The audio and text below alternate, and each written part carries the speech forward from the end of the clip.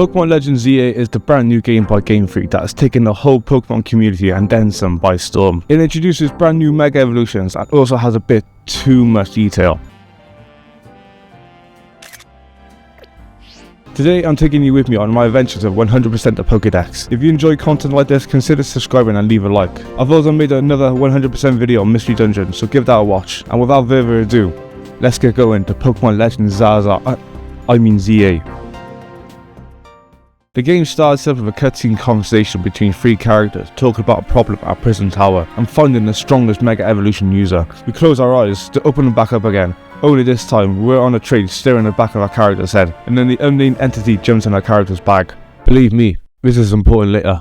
After arriving at the train station, we finally see Lumio City in all its glory, and also get introduced to Tawny. Tawny is something. She helps out at Hotel Z and is also the leader of Team MZ. After greeting each other, a video starts playing on the billboard behind us, introducing us to Jet, the CEO of Quasarticle Inc., and also the reason why there's wild areas in the city. The bag we came in with has been stolen by Pancham. We chase after and...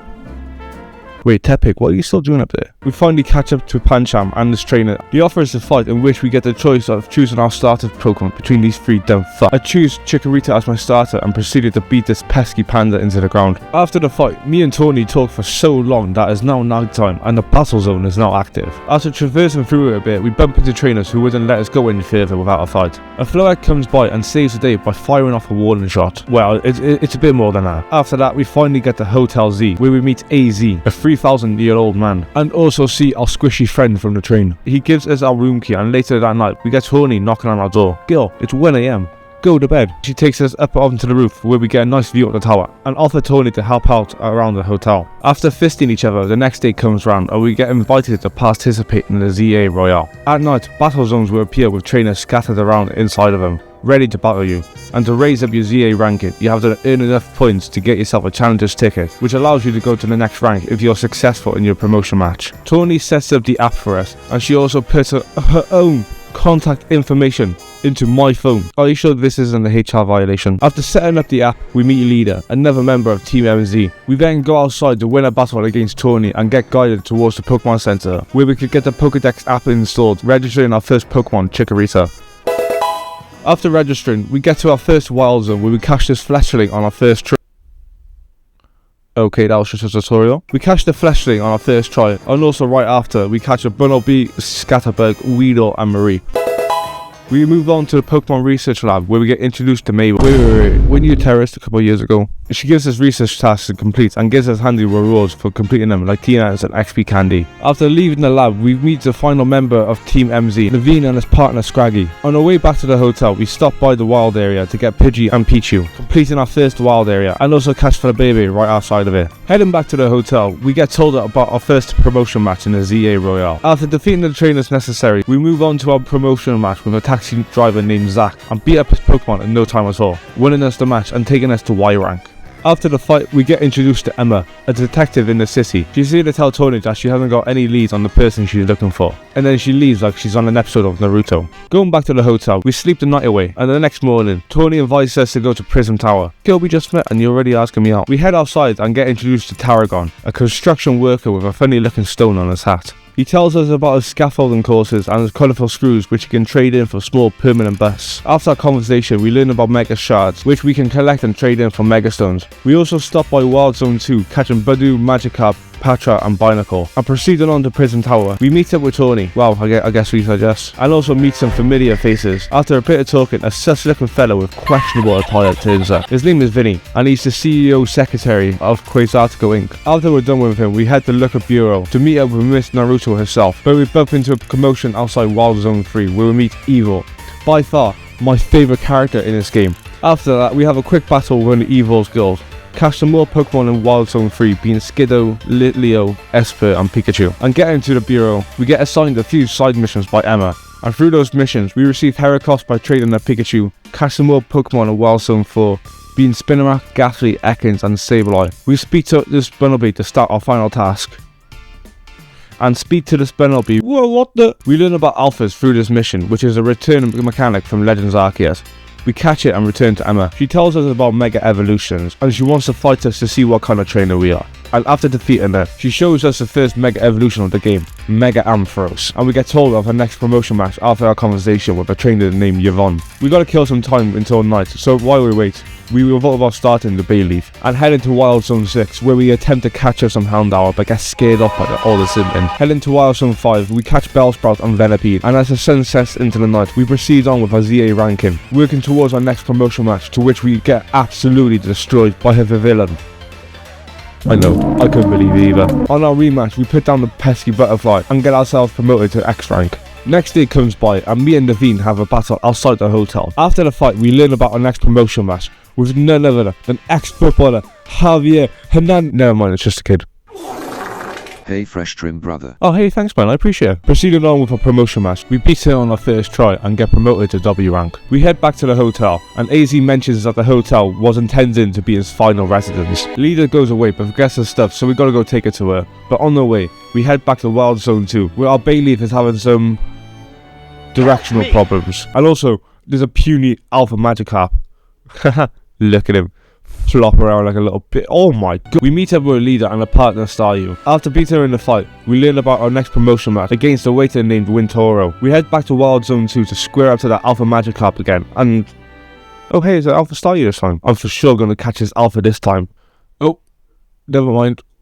Apparently we never learned our lesson. We catch the Alpha Staryu on our first ball, finally getting our revenge.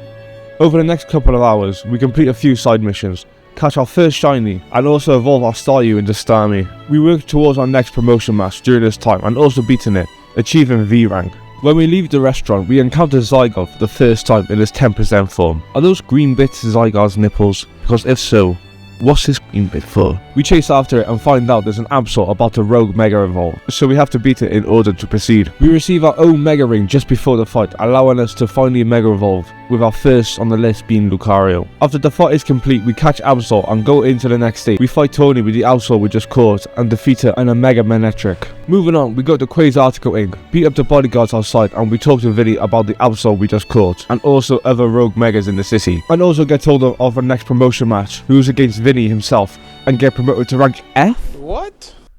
I guess we're cheating now. We smash our battles through the night, challenge Vinny the next day where he uses a brand new Mega Evolution, Mega Drampa, which looks incredible, can I say, and also a well-deserved Mega. Also, he poses like Iron Man when he uses his Mega Stone. After our fight with Vinny, we get promoted to rank F. We head into the building right after this, where we learn the backstory about why Rogue Megas appear in the city in the first place, and we also get to see the billboard lady in person. Head into the not-so-sketchy food truck. We meet Naveen where he tells us about Canary, a streamer who uses electric-type Pokemon and is no way related to Iron Note whatsoever. Vinny calls and tells us there are Rogue Megas popping up in the city already, so we head back to the hotel to work up a strategy. Every time Vinny calls about Rogue Megas, 3 will be activated, 2 being old Megas and 1 of them being the new one.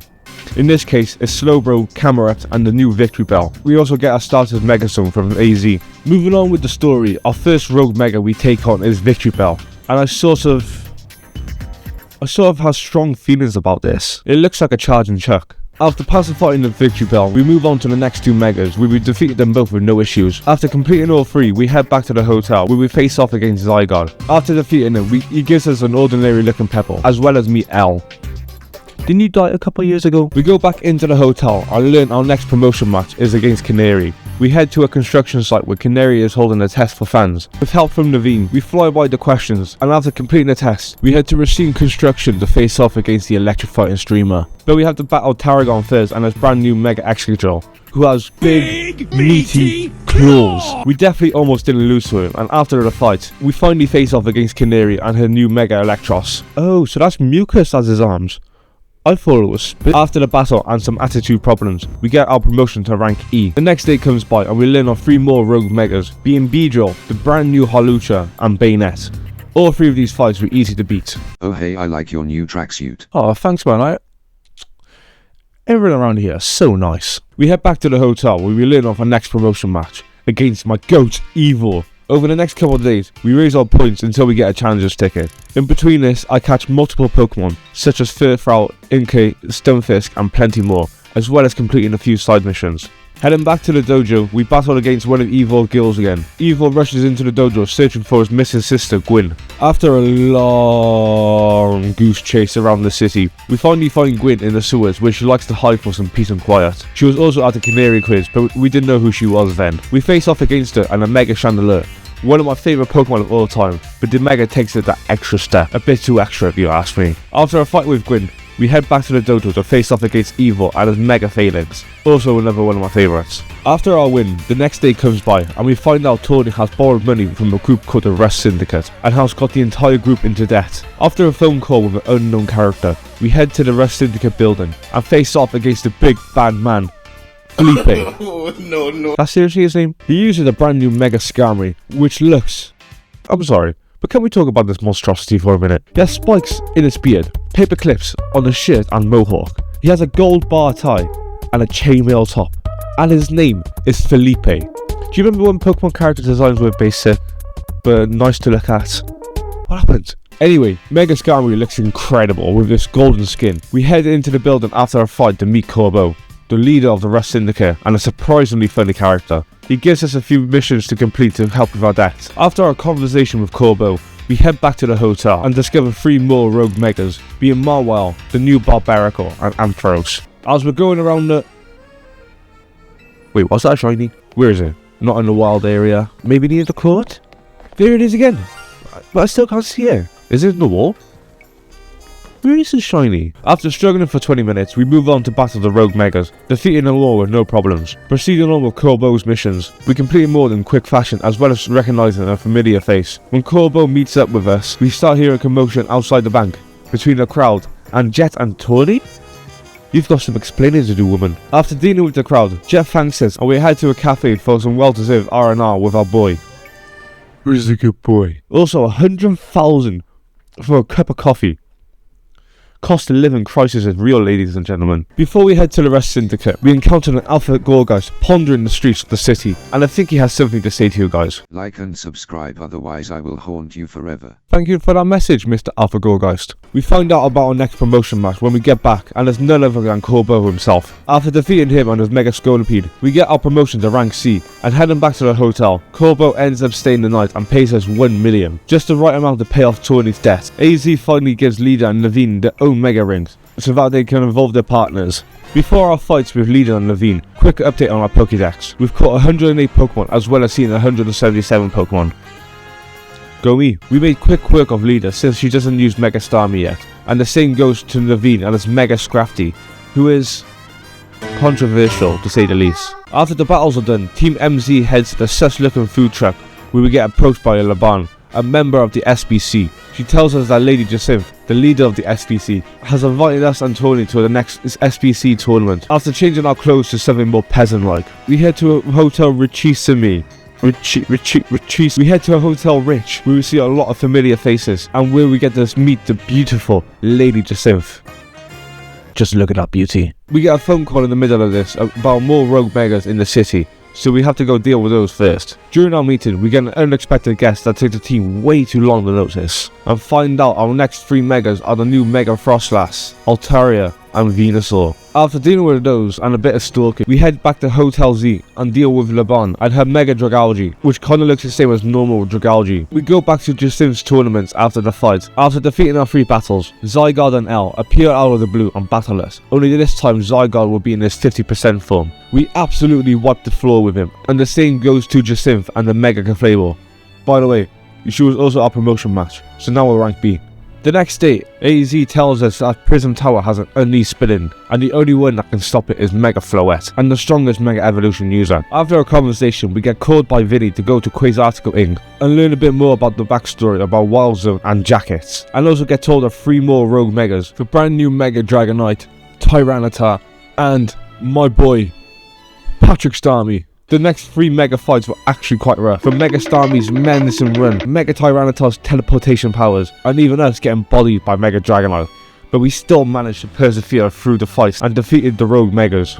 When we head back to Hotel Z, we find out about our final promotion match against a trainer named Grisham. We decide to ask Emma for some help, but before we do, I just want to take a minute or two to thank my team for how far they come. Electros, Holucha, Starmie, Houndoom, Scolipede, and the one who's been there since the very start, my boy, Meganium. Thanks to you all, we're now one rank away from being top trainer in the ZA Royale, and so, I ask of all of you to keep up your good work, and keep on slaying. When we meet up with Emma, we battle her and a Mega Malamar for some reason to get information about Grisham. After beating Emma, she tells us to go speak to Mabel. Also, remember that shrine they couldn't find? Well, I found it off screen, and this is where I found it. It even appeared on my screen. It even appeared on my screen at one point, but I didn't even notice it. It ended up being a shrine with Bunnelby, so that's cool. When we arrive at the lab, Mabel tells us that herself and Grisham were part of Team Flare a couple of years ago before they got arrested. She tells us to head to the sus-looking food truck near Prison Tower where we can find our answer. Grisham is the guy at the food truck and the boss of Team Flare Nouveau. And this is Griselle. She's okay, I guess. We head to Lysander's cafe after talking to him, and after defeating Griselle and her Mega Pyro. Yeah, this thing? Not interested. We talk to Grisham about the truth of Prison Tower and head down to Team Flare's old laboratory. As we traverse through the labs, we fill up our decks ever so slightly, snap a pic outside AZ's prison cell, and we come across a computer that tells us everything we need to know about Prison Tower and AZ. After a bit more backstory from L, we head back to the hotel where AZ finally gives us his lore. A war happened 3,000 years ago, and a lot of people and Pokemon perished, as well as AZ's Floette. So the guy decided to build a 100-foot laser weapon to revive the damn thing, and then he turned it into a weapon of destruction to end all wars. He tells us that Ange is the name of the weapon once he changed it, so it gave everything an eternal life. And because of the events that happened in X and Y, it's all kicking off now. I believe that's my understanding of the lore, but feel free to correct me on that. After our conversation, we head to Grisham to have our promotion match, and after defeating his Mega Charizard X, we finally get that sweet A rank. L appears again. This guy cannot leave us alone, and says that Zygarde still needs to find the rest of his cells to go into 100% form, which, can I add, is a slight disappointment that we can't collect the cells ourselves, but story wise, I guess I can understand why. We sleep the night away, but suddenly get woken up by an explosion. We head out to the roof to see that Prison Tower is glowing like it's about to Mega Evolve, as well as seeing our squishy friend from way back at the start of the game. We head to Prison Tower, and after snapping a couple of pics, we have a battle with Tony to determine who goes up into the tower with Mega Floette. After almost losing to her and a Mega Ember, she still wants to go up to the tower herself. A cutscene starts playing where we finally see Mega Floette and all its umbilical cord glory as they grab Tony and Mary Poppins their way up into the tower. When they get up there, Tony can't help but promote Hotel Z one last time and proceeds to activate the tower, but things quickly go downhill as the tower begins to have a mind of its own. As we traverse through the debris, we bump into a wild Gengar and Heracross, who are both Mega Evolved because of the tower. As we proceed on with the Mega Pokemon TDM, we manage to calm down the Pokemon, and Leader organises a good old strategy meeting to figure out how we can stop the Rogue Megas and save Tony. We also get an almost as cool black and white link up from other trainers around the city who we battled during our ZA Royale grind. And also, can I add how fun these battles were. They were actually challenging and had me on the edge of my seat a lot. And also the cutscene with the Rush Syndicate. Top notch comedy. And when you purposely fall off the roof, it's even funnier than the first time. The fact Tarragon built an entire parkour course in less than a minute still amazes me. And Jacinth trapping Pokemon in a battle zone like, I'm not trapped in here with you. You're trapped in here with me. We also get a surprise visit from Grisham and Griselle. So that's nice, I guess. After doing more bumps than a Friday night, and also a sacrificial lamb, we finally meet up with the dog, and L appears for hopefully for the last time in this playthrough, to tell us he's got 99 of the Zygarde cells, but he's missing one. As we watch this beautiful cutscene of Zygarde transforming, the last remaining cell jumps out from our bag and goes towards Zygarde, transforming him into Zygarde Complete, aka Optimus Prime. Did the room just get colder? Cause I got goosebumps all over me. As we get ready to fight the tower with Zygarde, we're not actually gonna fight the tower. Instead, we battle these plant things, and after each phase, then we attack this tower with Zygarde. Yeah, I can't lie, this endgame fight was incredibly mid. Especially since we cheesed the entire thing by hiding behind debris and using Electros the entire time. But to finish the fight, Zygarde basically does what Omni-Man does to the Flaxons. The tower powers back up again. And remember that pebble that Zygarde gave us earlier on at the start of the playthrough? Well, it turns out this entire time, that was Zygarde's Megastone. And in one last cutscene, we Mega Evolved Zygarde, which would look phenomenal if it didn't have that Tinkerton Hammer attachment to it. We fire off his new move, Nihilite, and save the city as well as Tony. We get one last bit of dialogue from the man himself, and the credits start rolling. If you're enjoying the video so far, consider subscribing and leave a like. I got plenty more Pokemon content coming soon, and I can't wait for you guys to tune in. I'll leave my thoughts about the game at the end of the video, but that's enough waffling. Let's get back to it. As the post game starts, we stand over AZ's grave, and guess who's watching us? A couple of days go by, and the city has been repaired. Prism Tower has been turned into Wild Zone 20, where we can finally catch all 9 starter Pokemon and unique alpha Pokemon to make our decks filling a lot easier. We head out catching more mons to add to our decks, and once we get bored of that, we move on to the Infinite Royale, which we have to do 15 times by the way to get AZ's Floette, but completing it just once carries on with the post game. We head back to the hotel after our first win, and he's here again, but he tells us about Xerneas and Yveltal. We talk to Mabel to start our mission to catch Xerneas. Once we capture the alpha Pokemon in the Wild Zones, we head to Wild Zone 11 where we can meet and catch Xerneas to add to our total. When that's done, we go to Grisham to start the mission to capture Yveltal. We head to Quasartico where we have to rematch Rogue Megan, Victreebel, Hawlucha and Tyranitar with a simulation done by the company. When that's done, we head out to find Yveltal and battle it, capturing it when we're done. Once we capture the 2 legends, we head back to Hotel Z where we can face off against L, who we definitely did not lose to multiple times. After winning against him, Zygarde comes and wants to battle us at Prism Tower, and this Zygarde boss fight at the end was very fun to do by the way, and not too difficult either. We also find out that L had AZ treatment as he asked what he'll do with the next 3,000 years of his life. I don't know man, find a different hobby that isn't stalking. And that's the last time we see of him, unless any future DLC comes out and he plays a part. All we have left to do now is fill up the rest of the Pokedex and also battle Tony, so we can get AZ's Floette. I did a lot of capturing off screen as well as flying through the ZA Royale, and once we've completed our battle with Tony, we can finally add AZ's Floette to our Pokedex. And after the battle is done, Emma turns up and tells Tony that she has found the person she's been looking for, and the person is none other than Jet? What? The CEO of Quasartico, also apparently Tony's grandmother. Okay, I'll give up with Tony. We also do the mystery gifts side mission where we can capture Diancie, just because I never actually owned a Diancie, so that's why I wanted to do it. And with that, my playthrough of Legends Za has now come to a close. Well, the story was a bit to be desired, but everything else about the game, like the capturing and the battling, was incredibly fun to me, and I can't wait for the DLC to drop in mid-December. Also, I'm sorry if I had any of the story wrong. I've never played X and Y as much as other people have, but hopefully I didn't get too much wrong. If you enjoyed the video, please consider subscribing and leave a like. I have plenty more Pokemon content coming soon for you to enjoy. And also check out my Mystery Dungeon video too, as I've 100%ed in Pokedex in that game also. So until then, look after yourselves.